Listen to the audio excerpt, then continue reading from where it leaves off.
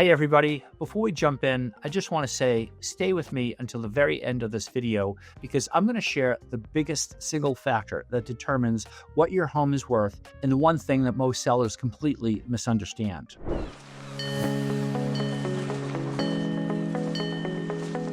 If you're watching this video, you're probably not just casually browsing. You're not just curious about Boston real estate. Is Boston expensive? You're asking the real question that every serious homeowner asks right before they sell. How much is my home worth right now in today's market? And even more important, how do I figure that out accurately? I don't overprice it or I don't miss the moment. Because here's the truth. The value of your home is not a number that you look up. It's not Zillow. It's not a neighbor's opinion. It's not what you hope it is. Your home is worth exactly what the market is willing to pay for it. Right now, with today's buyers, interest rates, and today's inventory, and today's competition. In Boston, that number is determined by dozens of factors that most sellers never fully see. So what I want to do today is give you the real, professional, expert level breakdown of how home value is accurately determined in Boston neighborhoods like Charlestown, the South End, and Back Bay. I'm going to lay out exactly what we're going to cover because this is a complex topic, and here's the roadmap. First, we're going to talk about the single most important truth about home value. Value is not theoretical. It's what buyers are paying this month, this moment. Second, we're going to break down the core categories of factors that determine your home's price, including location, building type, condition, layout, light, outdoor space, parking, and the micro markets inside your neighborhood. Third, we're going to walk through real examples of how pricing works differently in Charlestown, the South End, and the Back Bay because each one has its own buyer psychology. Fourth, we'll talk about why online estimates are often misleading in Boston, especially with condos, the historic housing stock we have, and the limited comparable sales. And finally, we're going to talk about the ultimate pricing advantage, having an agent who understands what buyers will actually pay because they're seeing it firsthand, offer after offer, week after week. So let's start with the most important principle. Your home is not worth what it was last year. It's not worth what your neighbor said it sold for in 22. It's not worth what you put into renovations. It's worth what the current market will pay today. Boston is hyper-local, hyper-sensitive markets. A shift in interest rates changes buyers' budgets. A surge in new listing changes leverage. A single competing property in your building can change your value. And the truth is, value is not a static number. It's a moving target. That's why serious sellers need a real market analysis, not a guess. So what actually determines home value? Let's break it down. The first and the most obvious factor is location. But in Boston, location isn't just neighborhood, it's micro-location. Charlestown is the perfect example. A condo in the Gaslight District near Monument Square is a completely different value profile than something closer to the bridges or tucked away near a busy corridor. Buyers pay a premium for charm, walkability, historic character, and proximity to core lifestyle zones. In the Back Bay, being on a prime block of Marlborough Street or Commonwealth Ave is different than being on a noisier street. In the South End, being closer to Restaurant Row in the classic brownstone streets is different than being near the highway side. So when people say location, what they really mean is, what does the buyer feel when they walk out the front door? What is the lifestyle premium? And Boston buyers are lifestyle buyers. The next major value is property type. In Boston, property type drives value more than in many suburban markets. A single-family home in Charlestown is valued differently than a condo. A brownstone in the South End has an entirely different buyer pool than a new construction elevator building. And a classic Back Bay concierge building has a different pricing dynamic than a brownstone walk-up. Even within condos, the building itself matters enormously. Is it professionally managed? Does it have a higher owner occupancy? Is there an elevator? Is there parking? Is there a roof deck? Is there a concierge? These building factors can create $100,000 to $300,000 of difference. The next major factor is square footage, but with a huge Boston caveat. Boston is not simply a price per square foot market. Sellers love to say, well, it's 1,200 square feet and the building down the street sold for $1,200 per square foot. But buyers don't buy price per square foot. They buy function, they buy layout, they buy light. Price per square foot is just a benchmark and a starting point. For example, A 1,200 square foot home that lives like a 900 square foot home because of awkward hallways is not valued the same as one that feels expansive. In Charlestown, an 1,100 square foot 2-bedroom with an open kitchen and great ceiling height may outperform a larger unit with chopped up living space. In the Back Bay, a smaller unit with perfect proportions and big windows may command a premium over a larger and darker unit. Which brings us to one of the most underestimated pricing factors, natural sunlight. I tell people all the time, you can't buy sunlight. You can buy a kitchen, you can buy a new bathroom, you can update things, you can do the floors over, but you can't buy sunlight. Light is value in Boston, period.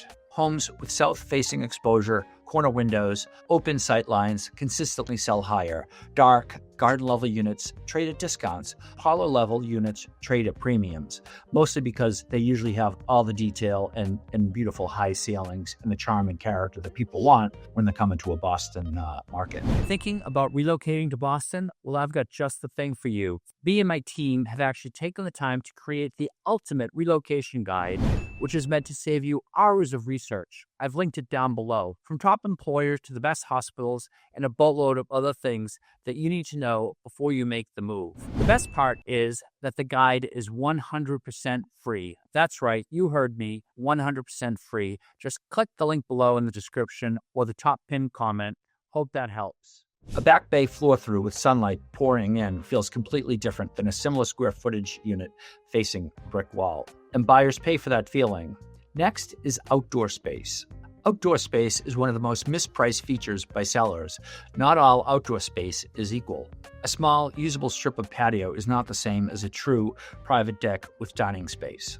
In Charlestown, a roof deck with skyline views can create an enormous premium. In the Back Bay, private outdoor space is rare, so when it does exist, buyers compete aggressively. It also has to be functional. Outdoor space that feels like an extension of the home is value. Outdoor space that feels like an afterthought is not. It also has to be very accessible. If you have to climb up a ladder to get to your roof deck, it's not the same if you have a beautiful staircase that goes up there. So now let's talk about parking. Parking is one of the clearest premium drivers in Boston, but again, it depends. In Charlestown, off-street parking can be a major advantage of density and limited street options. In Charlestown, off-street parking can be a major advantage because of density and limited options. In Back Bay, deeded parking is a luxury asset. In the South End, garage parking in newer buildings command major premiums. Some buyers will pay $150,000 for a parking space, others don't care, but clearly a place with parking has a wider buyer pool.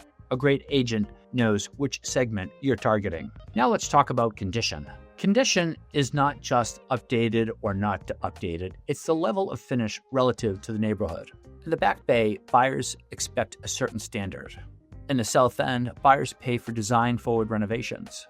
And in Charlestown, buyers love turnkey, but they may also accept some cosmetic work if the value is clear. Condition breaks down to kitchens, baths, flooring, mechanicals, roof, windows, and overall presentation. Biggest bang for the buck is certainly kitchens and baths. And here's a major truth. The market pays disproportionately for turnkey, no matter which neighborhood you're in. Two homes can differ by $100,000 in their renovations, but the sale price can differ by $200,000 or more because buyers pay for convenience and emotion. Next, let's talk about layouts in bedrooms.